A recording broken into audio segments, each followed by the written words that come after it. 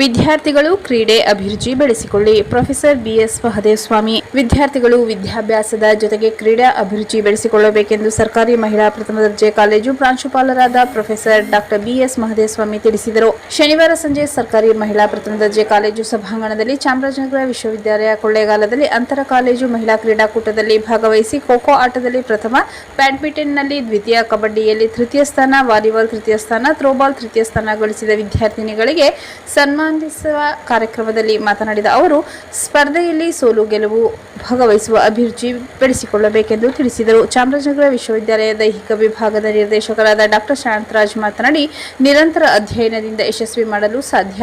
ಕ್ರೀಡಾ ಕ್ಷೇತ್ರದಲ್ಲಿ ಇಡೀ ವಿಶ್ವದಲ್ಲೇ ಮಹಿಳಾ ಕ್ರೀಡಾಪಟುಗಳು ಉತ್ತಮ ಸಾಧನೆ ಮಾಡಿದ್ದಾರೆ. ಈ ಹಿನ್ನೆಲೆಯಲ್ಲಿ ಗಡಿ ಜಿಲ್ಲೆ ಚಾಮರಾಜನಗರ ಸರ್ಕಾರಿ ಮಹಿಳಾ ಪ್ರಥಮ ದರ್ಜೆ ಕಾಲೇಜಿನ ವಿದ್ಯಾರ್ಥಿನಿಯರು ಉತ್ತಮ ಸಾಧನೆ ಮಾಡಿದ್ದಾರೆಂದು ಮೆಚ್ಚುಗೆ ವ್ಯಕ್ತಪಡಿಸಿದರು.